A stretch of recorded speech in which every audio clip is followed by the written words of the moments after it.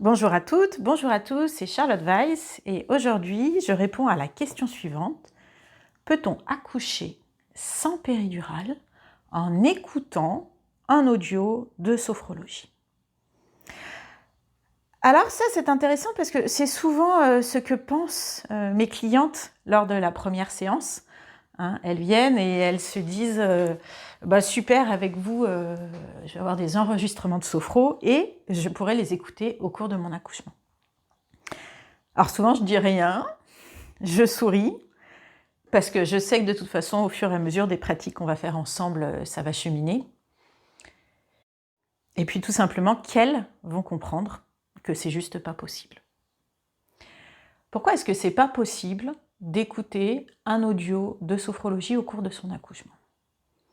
Eh bien tout simplement parce que personne ne peut savoir quel sera le rythme des contractions au cours de l'accouchement. Au début de l'accouchement, les contractions, ça va durer peut-être 30 secondes, et puis il y en aura une peut-être toutes les 10 minutes, toutes les 5 minutes. Donc là, à la rigueur, on peut essayer de caler un audio de sophrologie. Mais à un moment, quand le travail va avancer, eh bien les contractions, elles vont s'allonger, elles vont se rapprocher, puis elles vont se rapprocher encore jusqu'à arriver au moment de la naissance imminente du bébé, où là, on peut dire que les contractions, on est sur un rythme plutôt de 4 contractions par 10 minutes. Donc, finalement, quand on y réfléchit, est-ce que c'est réaliste simplement d'imaginer qu'on puisse avoir un audio de sophrologie qui colle pile poil au rythme des contractions d'une maman? Sachant qu'on a les grandes lignes d'un accouchement, mais finalement, chaque accouchement est différent. Chaque femme va avoir sa propre dynamique d'accouchement. C'est pas pareil si elle a une péridurale ou si elle n'en a pas, c'est pas pareil si elle peut bouger ou pas, c'est pas pareil si elle prend un bain ou pas, c'est pas pareil si elle fait de la sophro ou pas. Bref, c'est impossible de prévoir de manière précise ce que sera l'accouchement d'une femme. On peut l'imaginer, on peut faire des pronostics, mais on ne pourra jamais savoir réellement quel sera le rythme de contraction d'une femme. Donc imaginez avoir un audio de sophro qui soit pile poil dans le rythme des contractions de cette femme, c'est quand même sacrément hasardeux. Ou alors c'est qu'en plus d'être sophrologue, on a des capacités de divination, et là, on sort complètement du réalisme possible. Bon, donc ça c'est pour la question de est-ce que c'est possible? J'ai envie de vous rajouter une autre question. Est-ce que c'est souhaitable? Eh bien oui, parce que un accouchement, je l'ai déjà dit, ça passe par le corps de la femme. Et pour passer par le corps de la femme, elle doit s'écouter, elle doit être concentrée sur elle-même, sur ce qu'elle vit. Alors oui, en sophro, on va utiliser des stratégies qui parfois vont lui permettre de se concentrer sur elle-même et parfois vont lui permettre de s'évader parce qu'elle aura besoin de petites pauses, entre guillemets, respiratoires, vous voyez. Mais globalement, quand même, les 3/4 du temps, elle est concentrée sur elle-même. Donc elle ne peut pas avoir son attention portée sur autre chose, portée sur un audio par exemple. Et puis qu'est-ce qu'on cherche à travailler quand on fait de la sophrologie avec les futures mamans?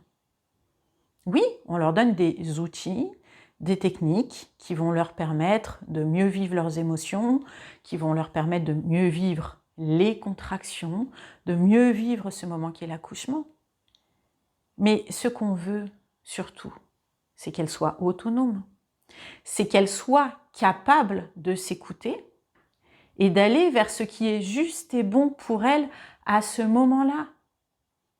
Et moi, sophrologue, je ne sais pas ce qui sera juste et bon pour elle à ce moment-là. Probablement que elle ne le sait pas non plus. Elle le découvrira au moment de son accouchement. Elle ne peut qu'imaginer ce qui pourrait lui faire du bien, mais en réalité, elle ne le sait pas. Donc, on ne peut pas finalement la mettre sur des rails avec un audio. Ce qu'on veut, ce qu'on recherche nous en tant que sophrologue, c'est que les femmes soient autonomes.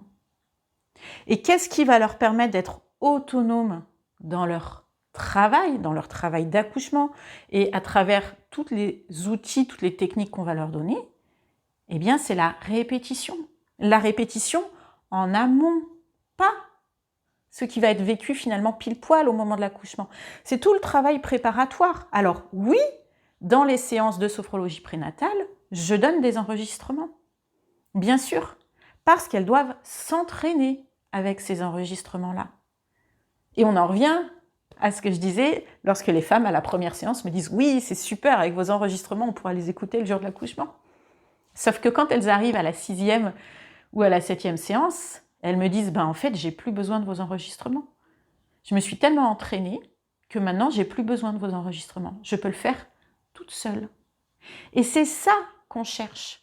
Ce qu'on cherche, c'est que le jour de leur accouchement, elles ne se disent pas « Ah tiens, ça y est, je vais faire la technique de sophrologie que Charlotte m'a apprise. » Non. Ce qu'on veut, c'est que le jour de l'accouchement, lorsque les contractions vont arriver, eh bien en fait, elles laissent vivre les choses. Et que peut-être, au bout d'un moment, elles se disent « Ah mais en fait, je suis déjà en train de faire la respiration de la vague. » Vous voyez, en fait, ce qu'on cherche, c'est qu'elles se soient tellement entraînées, qu'elles l'aient tellement intégrée, que ça leur vienne spontanément au cours de l'accouchement et qu'elles n'aient pas à se dire « Ah tiens, là, je fais une pratique » ou « Ah tiens, là, j'ai besoin d'écouter un enregistrement ».